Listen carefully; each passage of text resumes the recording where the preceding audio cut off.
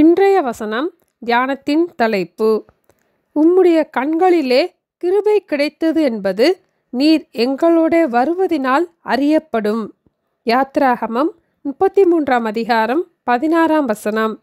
எனக்கும் உமது ஜனங்களுக்கும் உம்முடைய கண்களிலே கிருபை கிடைத்ததென்பது எதினால் அறியப்படும்? நீர் எங்களோட வருவதினால் அல்லவா? ஆண்டவர் நம்மோடு கூட ஒவ்வொரு நாளும் வருகிறதினால் ஆண்டவருடைய கண்களில் நமக்கு கிருபை கிடைத்தது என்று நாம் அறிந்து கொள்கிறோம். ஆண்டவர் நம் கூடவே இருந்து ஒவ்வொரு நாளும் நம்மை வழி நடத்துவார். தேவனுடைய மனிதனாகிய மோசே இவ்வாறு ஜெபித்தார். யாத்ராகமம் 33 அதிகாரம் 13 வசனம். உம்முடைய கண்களில் இப்பொழுது எனக்கு கிருபை கிடைத்ததானால் நான் உம்மை அறிவதற்கும் உம்முடைய கண்களில் எனக்கு கிருபை கிடைப்பதற்கும் உம்முடைய வழியை எனக்கு அறிவியும். அதற்கு மறுமொழியாக ஆண்டவர் கூறினதை அடுத்த வசனத்திலே நாம் வாசிக்கிறோம்.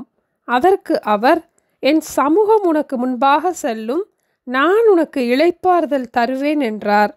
அப்பொழுது மோசே ஆண்டவரை நோக்கி, உம்முடைய சமூகம் என்னோடே கூட செல்லாமற் போனால் எங்களை இவ்விடத்திலிருந்து கொண்டு போகாதிரும்.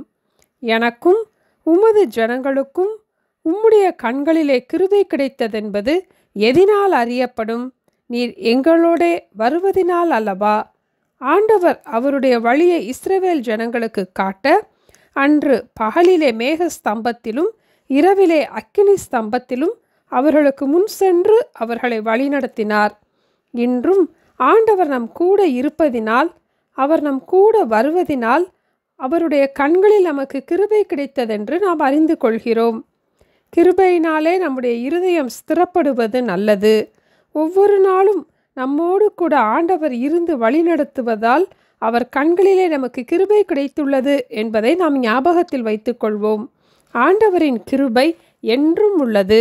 சங்கீதம் 103 இவ்வாறு நாம் வாசிக்கிறோம்.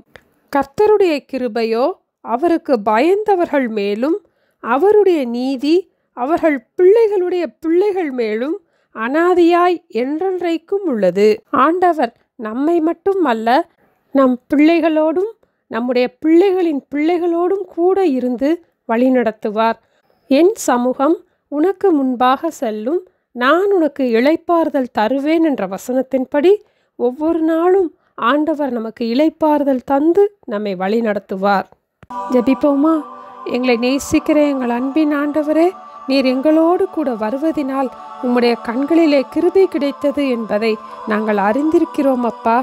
ஒவ்வொரு நாளும் எங்களை வழிநடத்த உங்கள் சமூகம் எங்களுக்கு முன் செல்கிறதற்காக ஸ்தோத்திரம் அப்பா.